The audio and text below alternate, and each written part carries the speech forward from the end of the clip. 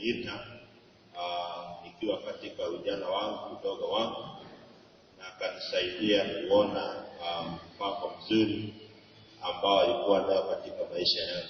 Na furahia wokovu wa Yesu, na furahia amani ya Yesu, na furahia kuhudumiwa na Yesu akiwa rafiki wangu wa karibu.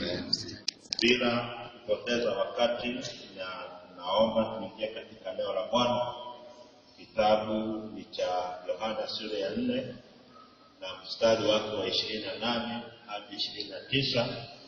Nina neno ambalo Bwana alinipa, na naamini ya kwamba kila mmoja wetu tukisikia neno hili litatusaidia, ya kwamba mmoja wetu anaanza kutafuta kujua ukweli wa neno la Bwana, na itakuwa ya baraka katika maisha yetu. Nataka tuongee kitabu cha Yohana sura ya 4 na mstari wake wa 28, 27, 28, na itatubariki sana asubuhi ya leo, kwa maana najua Bwana ananena na wakati na sisi kwa wakati huu. John chapter 4 and verses 28 and 29. Ndio neno kubwa ambalo Bwana alitupatia kwa ajili ya mwili wa Kristo siku ya leo.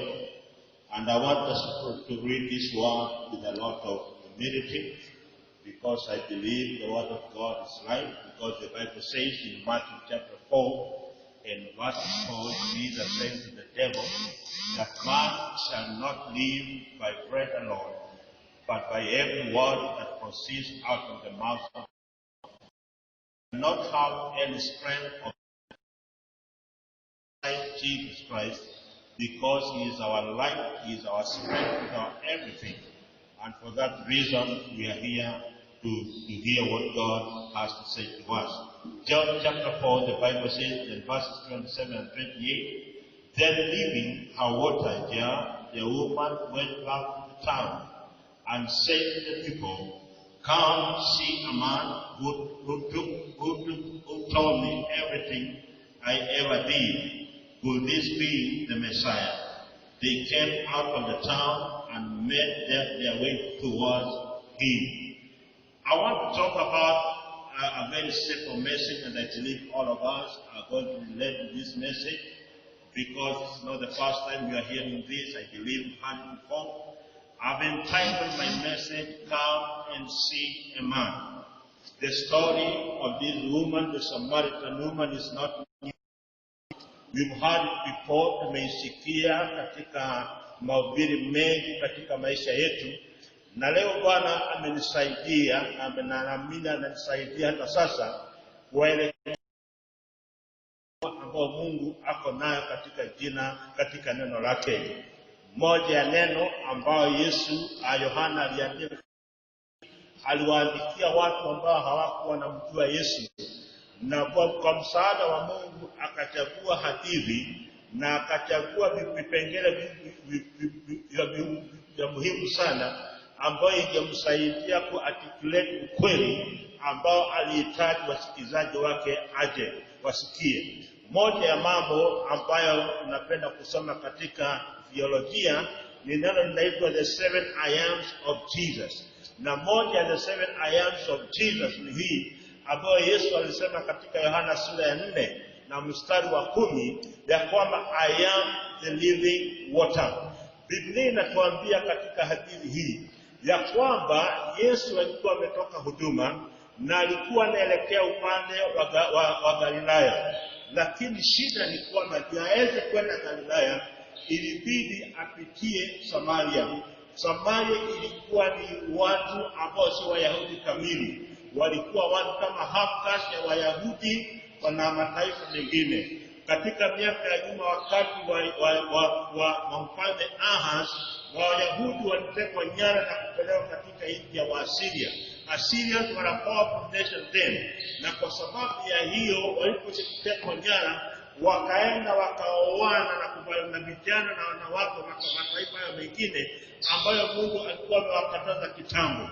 Na kwa sababu ya hiyo uhusiano wao na Wayahudi ikaharibika.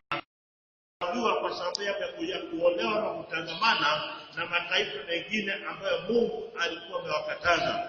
No wonder Yesu anapokuja kumwambia mwanamke Msamaria, nipe maji ninywe, mwanamke anamwambia, mimi siwezi kupatia maji kwa maana wewe ni Myahudi na mimi ni Msamaria na hatuna uhusiano wowote, kwa sababu ya chuki ambayo ilikuwa katikati yao. Lakini Yesu anamwambia ya kwamba ungejua ni nani anayekuitiza maji ya kunywa, basi ungenipa maji. Akamwambia ya kwamba basi hii kisima imejengwa na baba yetu Yakobo, na kwa hivyo hatuna uhusiano na nyinyi Wayahudi, mwende mkajisaidie. Akamwambia, sisi tunaabudu katika madhabahu yetu ya Samaria, nani mnaabudu katika milima yenu, kwa hivyo hatuna uhusiano wowote katikati yetu na nyinyi. Lakini Yesu nampenda kwa siku ya leo, kwa sababu alisema, alimwambia, maji ambayo mimi nitakupa wewe unywe si maji ya kawaida ambayo wewe utakunywa na kutoka na kukunywa tena, ni maji ya uzima. Mwanamke huyo akamwambia Yesu ya kwamba, nataka unipe hiyo maji ili niache kunywa maji hii ya kuja kunywa hapa kwa kisima kila siku. Bado alikuwa anaongea mambo ya physical, wakati Yesu alikuwa ameingia katika ulimwengu wa spiritual. Nataka kuambia wapendwa asubuhi ya leo, wengine wenu mnanisikiza popote mnanisikiza, mmekunywa maji ya usharati, mmekunywa maji ya uongo, mmekunywa maji ya urafi, mmekunywa maji ya ufisadi, mmekunywa maji ya kila aina na haijawaletea tulizo katika maisha yenu. Mmekunywa maji ya utajiri, mmekunywa maji ya kila aina ambayo mlifikiri itawapatia raha na faraja katika maisha yenu, lakini maji hayo hajawasaidia. Huyu mama Msamaria alikuwa mamlika hapa, alikuwa na wanaume 5 katika maisha yake. Imagine mwanaume hapa na mwanamke na watu 5 katika maisha yake, lakini hakuwa ametosheka. Alikuwa ametangatanga, alikuwa anaishi katika maisha ya kutunishwa, alikuwa katika maisha ya kudharauliwa, hangependwa na mtu yeyote yule katika kijiji chake, kwa sababu maisha yake haikuwa yanapendeza, maisha yake haikuwa ya kufurahisha, ya kuinua Mungu, ya kupea watu heshima.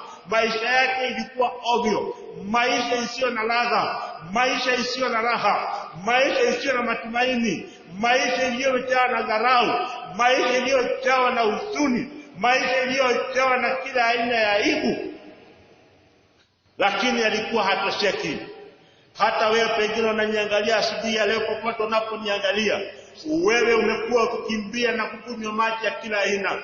Hata sasa pengine unakunywa mvinyo wako, hata sasa unasema niko najiburudisha. Katika uovu wako unafanya maovu mbele za Bwana, ukitafuta raha mstarehe, ukijaribu kutafuta jambo la kutoshelesha. Lakini katika mambo haya yote unayofanya hayajakutoshelesha, kwa sababu Yesu alisema mwanadamu hataishi kwa mkate tu, ila kwa kila neno litokalo katika kinywa cha Bwana. Ni neno tu la Mungu litakusaidia rafiki yangu, ni neno la Mungu tu ambalo litakuponya wewe. Hiyo vacuum ambayo unajaribu kujaza na takataka, hiyo vacuum ambayo unajaribu kujaza vitu vingine, hiyo vacuum ambayo unajaribu kujaza na kile unajaribu kufanya navyo, it cannot satisfy you. Kwa maana ni Yesu tu anayeweza kukusafisha wewe, ni Yesu tu anaweza kukutosheleza wewe, ni Yesu tu anaweza kukupatia amani, ni Yesu tu anaweza kukupatia baraka, ni Yesu tu anaweza kukusaidia, ni Yesu tu anaweza kukupatia kiu na kukutana na hoja ya maisha yako na ukuondolea kiu ya aibu ambayo umekuwa ukikunywa katika siri zako yako. Umekuwa ukitembea katika njia zako, umekuwa ukifanya mambo ya aibu katika maisha yako, ukifikiria kwamba hakuna mtu anakuona. Ni kweli hakuna mtu anakuona, lakini Mungu anakuona, kwa maana unajaribu kutatua shida zako kati zako na imekushinda. Huyu mwanamke Maria, Biblia inasema ya kwamba baada ya kukaa na Yesu akamuuliza, nenda kwa akawaambia mimi sina bwana. Yesu akamwambia ni kweli hauna bwana, kwa maana mabwana ambao uko nao ni wa watu wengine. Yani alikuwa mnyang'anyi wa waume. Hakuna mwanamke anataka kuwa rafiki ya mtu ambaye atamnyang'anya bwana yake. Hakuna mtu anataka kuwa rafiki ya mwanamke ambaye anajua anamharibia maisha. Lakini huyu mama alikuwa ameharibia watu maisha. Alikuwa ameharibia vijana maisha, alikuwa ameharibia wazee maisha, alikuwa ameharibia watu wengine maisha ya kufurahisha, alikuwa kahaba naye sana. But one day alipokutana na Yesu, akakutana na Bwana Yesu. Alisema huyu mama baada ya kusikia habari ya Yesu, baada ya kusikia ushuhuda wa Yesu na akaamini. Biblia inatuambia 8:27, mwanamke huyu akaweka mtungi wake wa maji chini, akakimbia katika kijiji, akawaambia watu, njooni muone mwanaume. Hakusema njooni muone mtu, hakusema njooni muone malaika, hakusema njooni muone mzee katika kijiji. Alisema njooni muone mwanaume. Kwa hivyo hata alikuwa anatembea na wanaume, hakukutana na mwanaume kama Yesu. Rafiki yangu, hakuna mwanaume kama Yesu. Yesu anakutatulia shida zako zote. Yesu anakufunulia siri zako zote. Na Yesu anakupatia njia ya suluhu ya maisha yako, kwa maana yeye ni mwanaume kweli kweli. Yeye ni mwanaume anayejua shida zetu. Mwimbaji akasema hapana rafiki kama Yesu. Yesu anajua hali zako. Yesu anajua masaibu yako. Yesu anajua masumbuko yako. Yesu anajua kung'ang'anywa kwako. Yesu anajua kila jambo kukuhusu. Lakini anasema hivi, katikati ya mambo haya yote unayopitia, kuna mwanaume kweli kweli ambaye anajua mahitaji yetu. Waebrania 4 na mstari wa 13 na 15, Biblia inatuambia ya kwamba huyu Yesu alikuwa kama sisi, alikaa katikati ya wanadamu, alijaribiwa kama sisi, katika hali zote alijua masaibu ya wanadamu. Na Biblia inasema ya kwamba tofauti na sisi ni kwamba yeye hakutenda dhambi. Na kwa sababu 15 anatuambia, therefore let us draw nigh to the throne of grace, that we may obtain mercy in times of need. Huyu mwanaume ukikuja kwake atakupatia rehema. Huyu mwanaume ukikuja kwake atakupatia uzima. Huyu mwanaume ukikuja kwake atakutolea mizigo yako zako. Huyu mwanaume ukikuja kwake atakwambia kile cha kufanya, kwa maana yeye ni mwanaume kweli kweli. Biblia inaniambia alipokutana na Bartimayo akipiga kelele na kusema niponye, mwana wa Daudi niponye. Watu walijaribu kumwambia Bartimayo, nyamaza, funga mdomo yako, unapiga mayowe, nyamaza, wacha kupiga kelele. Lakini aliendelea kupaza sauti. Huyu mwanaume anaitwa Bwana Yesu alipomsikia akamwambia njoo. Wale waliokuwa wanamwambia funga mdomo wakamwambia jitie moyo sasa, maana mwalimu anakuita. Alipomuita mwalimu huyu Yesu, mwanaume kweli kweli, alimuuliza Bartimayo, unataka nikufanyie nini? Bartimayo akamwambia, mimi nataka kuona. Kulingana na imani yako, Biblia inasema Yesu akamwambia na apone, na akapona. Huyu mwanaume vivyo hivyo alipokutana na yule mwanamke mwenye ametoka damu kwa miaka 12, kitabu cha Marko 5 na mstari wa 20 inasema huyu mwanamke baada ya kumsikia huyu Bwana Yesu akiongea akajitia moyo, akasema nitakuza upindo wangu nitapona. Kwa kweli Yesu anasikia maombi ya watakatifu. Yesu anasikia maombi ya wanaomuomba, kwa sababu yule mwanamke kwa imani aliteremka katikati ya kusongasonga katikati ya watu, akajisukuma na akaguza upindo wa nguo ya Yesu, na immediately mwanamke huyu akapona. Huyu mwanamke aliyepona alitangaza za Yesu vile alivyomfanyia, vile hivyo Msamaria, mwanamke Msamaria, baada ya kusikia na kuona ya kwamba mwanaume huyu anaitwa Yesu, huenda ndio Masia, alikimbia akaita kijiji mzima, akawaambia kijiji, nataka muone mwanaume. Ule mwanaume amenitatulia, I want to introduce you to that man. Mwenda ndani mkamsikia. Biblia inasema Yesu alikaa Samaria siku 2, na waafa Samaria wakamfurahia huyu Yesu, wakahudumiwa kiwango ya kwamba akasema, hatujamwamini huyu Yesu kwa sababu yeye mwanamke, tunamwamini sasa kwa sababu ya kile tumeona na macho yetu na kile tumesikia na masikio yetu. That's the power of this man. Huyu mwanaume Yesu akija katika maisha yako, hakuachi vile ulivyokuja, hakuachi vile ulivyokaa. Yeye anakubadilisha na kuanza kufanya mambo tofauti katika maisha yako. Basi nataka kuatia moyo asubuhi ya leo, popote unaponisikiza katika maisha yako, katika ulimwengu huu, ya kwamba there is a man is Jesus. Huyu Yesu ni mwanaume kweli kweli. Alitatua shida za watu. Alitatua shida za watu zamani. Anaendelea kutatua shida za watu leo. Na hata kesho ataendelea kutatua. Na ndio sababu anasema, I am the living water. Kitabu cha Yohana sura ya 7 na mstari wa 38. Biblia inasema ya kwamba yeyote anayeamini flow the waters of the living water out of his belly. Mtu yeyote anayeamini, chemchemi katika mwili wake, chemchemi ya uzima utaflow katika roho yake, chemchemi ya uzima itaendelea kuonekana katika maisha yake. Kitabu cha Ufunuo sura ya 12, Yesu anasema ya kwamba siku hiyo nitawapanguza machozi na nitawaongoza katika kijito cha mti, kwa kijito cha maji cha uzima. This is what Jesus is saying.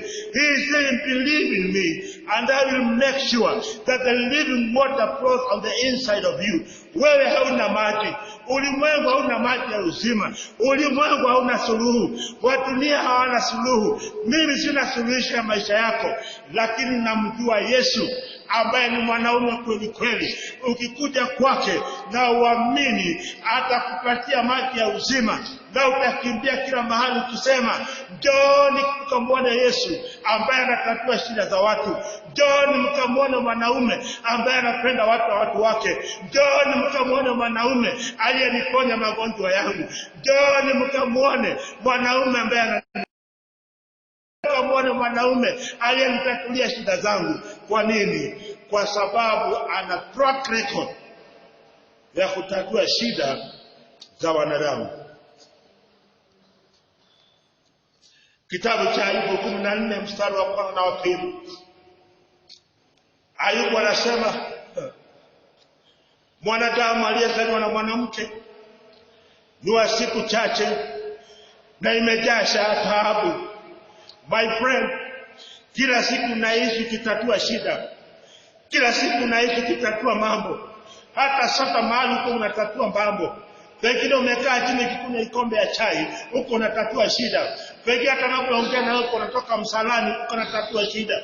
Pengine tunatoka kwa bafu kuoga, uko unatatua shida. Shida zako huwezi kuzitatua zote. Wahitaji Yesu Kristo akusaidie kutatulia shida zako. Na maliza wakutaja kitabu cha Ayubu sura ya 22 na mstari wa 21. Biblia inasema hivi in Job 22:21. Agree with God and there you shall have peace. Kubaliana na Mungu nawe utapata amani. Job 22:21. My friend, I've just talked about a man ambaye mwanamke Msamaria anatuambia come and see a man ambaye anaweza kutatulia shida zako. Until you agree with God concerning his plan of salvation on your life, until you agree with God concerning his great plan upon your life, utaendelea kuhangaika, utaendelea kutangatanga, utaendelea kunusurika, utaendelea kulaani mambo, utaendelea kulaani watu, utaendelea kufanya mambo mabaya kwa sababu mpango wa Mungu kulingana na Yeremia 29 na mstari wa 11 ni mpango mzuri, ni mpango wa kuelekeza mbele, ni mpango wa kukuinua, ni mpango wa kukubariki, ni mpango wa kufungua njia zako, ni mpango wa kuelekeza katika mpango mzuri wa Mungu. But until you agree with the plan of God, you live a life of wandering. Mwimbaji mmoja zamani zile aliimba wimbo wasted years, oh how foolish. Many of us are still wasting our time. Instead of agreeing with God, we are now wrestling with God. We are with God instead of believing God. God is saying to you, I have a plan. I have shown you the plan. I have told you what I want to bless you. I want to touch you. I want to uplift you. I want to give you a second chance. I want to make a way for you. But you are lying with my plan. Until you get out of truck and come inside the truck, until you talk mahali huko na uingie katika mpango wangu, utaendelea kutangatanga tu, utaendelea kunungunika tu, utaendelea kulia tu, utaendelea kulialia tu, utaendelea kusema watu hawanipendi. Shida ni watu, shida ni wewe. Align yourself to the will. Align yourself to the plan of God. Align yourself to the. Huyu mwanamke Msamaria baada ya kusikia kwamba hana jibu, alipata mwenye jibu. Na mwenye jibu alimwambia, maji ninayokupatia itakuondolea kiu ya milele. Are you struggling with life right now? Are you sick wherever you are? Through many challenges right now? Are you contemplating suicide? Are you contemplating any kind of evil thing that you are planning to do? Before you do it, let me tell you, Jesus is calling you. He's knocking at the door of your heart right now. Revelation 3:20. Na anasema wewe Samuel, anasema wewe Rachel, anasema wewe Sarah, anasema wewe Tabitha. Before you do what you want to do, listen, I am knocking at your door. I am knocking at your door right now. Will you pay attention to what I'm saying to you right now? Because I want to give you eternal life. I want to give you everlasting joy. I want to give you what nobody can give you. Because I am. Jesus is saying, I am. He is taken the authority to tell the world. Na kuambia mtu atakapati ya kunywa ya uzima, aje kwangu nitampatia. That is something. That's what Jesus is saying. Wow, come to me. I will give you what no man can give you. Sema hivi, Msamaria alionja, akapata kuambia wengine yalivyo katika Yesu. Wewe mimi nimemuonja Yesu. Wengine wangu hapa tuko na wao wamemuonja Yesu. Wamemuona Yesu ni mtamu kweli kweli. Daudi alisema, oh, taste and see that the Lord is good. The Lord is good. The Lord is good. I can dare you tell you that, my friend, that the Lord is good. He is so good, so loving, abounding in grace. He is slow to anger. Jonah chapter 4:2. Biblia yona anasema nakasirikia Mungu, akimwambia kwa the reason why I refuse kwenda Nineve ni kwa sababu jua wewe umekuwa na rehema nyingi, wewe haushiki na hasira kwa haraka, wewe unawapenda watu na sikutaka wasamehe. That's our God. He is slow to anger. He is willing to save you right now. He is mighty to save you. He can rescue you from your pain. He can rescue you from your trouble. Kwa maana yeye amejawa na huruma. If you feel like you want me to pray for you, just write a comment where you are na wale mko hapa katikati ya ibada hii, kama kuna mambo yanakusukuma, unasikia kuna changamoto, unapitia changamoto ngumu na unataka Bwana akuntana maishani yako asubuhi ya leo, just raise up your hand where you are and you are going to believe God with you. You are going through a struggle right now. You are going through a pain right now. You are going through a situation right now. And you want God to intervene in your life. Just raise up your hand right now. Because I want to pray and believe God with you. Kwa maana Mungu wetu ni wa huruma. Baba Mungu, katika jina la Yesu, ninakushukuru kwa sababu wewe ni chemchemi ya uzima. Ya kwamba watu wakija kwako asubuhi ya leo, walio na kiu, walio na matatizo, walioteseka katika dhambi zao, Bwana utawaokoa na utawaponya kutokana na masaibu yao. Asante Bwana kwa maana unatupenda. Na asante kwa sababu Bwana una mpango mzuri wa kutubariki na kukutana na mahitaji yetu. Asante Roho Mtakatifu kwa maana unatubariki asubuhi ya leo, tukijua ya kwamba sisi hatuna lolote ambalo tunaweza kujivunia nacho, ila ni ile wewe Bwana unatupatia, because you are the living water, and anybody who drinks from you, his thirst shall surely be quenched, kwa maana utukufu unatoka kwako. Bariki watu wako popote wanaponisikiza na ukutana na mahitaji yao, na ni katika jina la Yesu na watakatifu waseme amen. Amen. God bless you.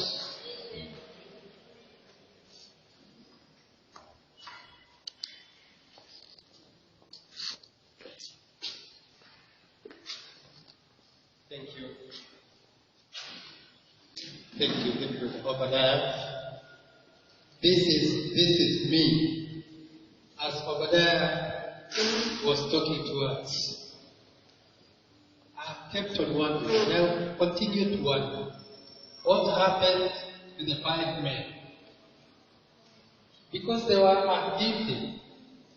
What happened to the 5 men? Thank God for the Samaritan woman. She was bold enough to come and tell the Lord, Lord, I'm here, the way I am. Change me. But the 5 men, unfortunately, the Bible does not say anything about them. And they were as guilty. Because I want to believe they lived around Samaria. They had had a bit of history of this woman. And yet, 1, 2, up to 5 men came to this woman.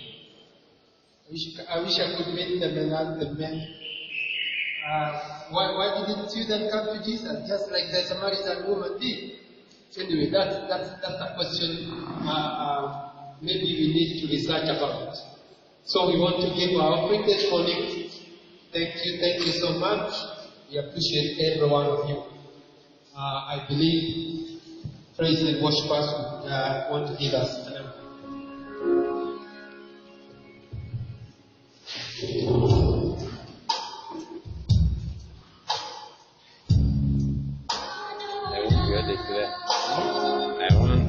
I want to add it there.